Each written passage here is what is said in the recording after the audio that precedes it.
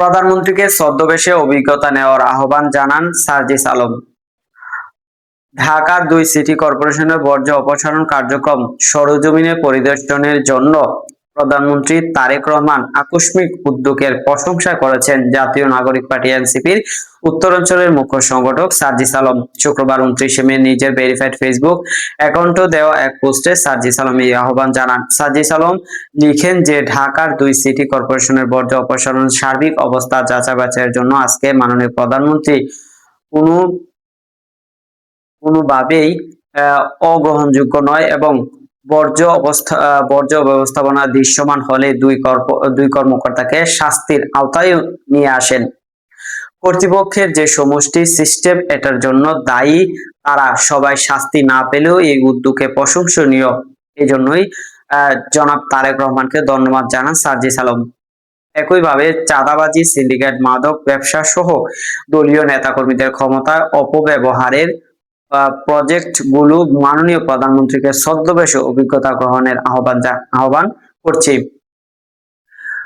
পবিত্র ঈদুল আজহাকে কেন্দ্র করে রাজধানীতে কোরবানির পশু বর্জ্য অপসারণ কার্যক্রম শুক্রবারে সার্জিস আলম পরিদর্শন করে প্রধানমন্ত্রী তারেক রহমান বিকেলে ৪টার দিকে তিনি নিজ গাড়ি চালিয়ে ঢাকা বিভিন্ন এলাকায় পরিস্থিতি দেখতে বের হন। এই সময় রাজধানীর কয়েকটি গুরুত্বপূর্ণ এলাকায় কোরবানির পশু বর্জ্য ও জমে থাকা ময়লা রাস্তায় পড়ে থাকতে দেখে ক্ষোভ প্রকাশ করে প্রধানমন্ত্রী। এই ঘটনায় দায়িত্বের অবহেলায় অভিযোগ ঢাকা উত্তর ও দক্ষিণ সিটি কর্পোরেশন ২ অঞ্চলের নির্বাহী কর্মকর্তাকে তাৎক্ষণিক জনপ্রশাসন মন্ত্রণালয়ে ন্যস্ত করা হয়েছে। একই সঙ্গে তাদের সাময়িক বরখাস্ত করে বিভাগীয় ব্যবস্থা নেওয়ার নির্দেশও দেওয়া হয়েছে। বিষয়টি নিশ্চিত করে প্রধানমন্ত্রী ডেপুটি প্রেস সেক্রেটারি এক জহিরুল ইসলাম রনি জানান যে রাজধানীর Hatirpool, elephant road, green road, Farmgate, Kawran Bazar এলাকায় কোরবানির পশুর বর্জ্য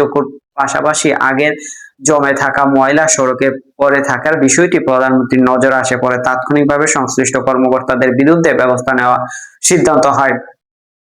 যাদের বিরুদ্ধে ব্যবস্থা নেওয়া হয়েছে তারা হলেন ঢাকা উত্তর সিটি কর্পোরেশনের জুন ৫ এর আঞ্চলিক নির্বাহী কর্মকর্তা এবং মোহাম্মদ সাদিকুর রহমান এবং দক্ষিণ সিটি কর্পোরেশনের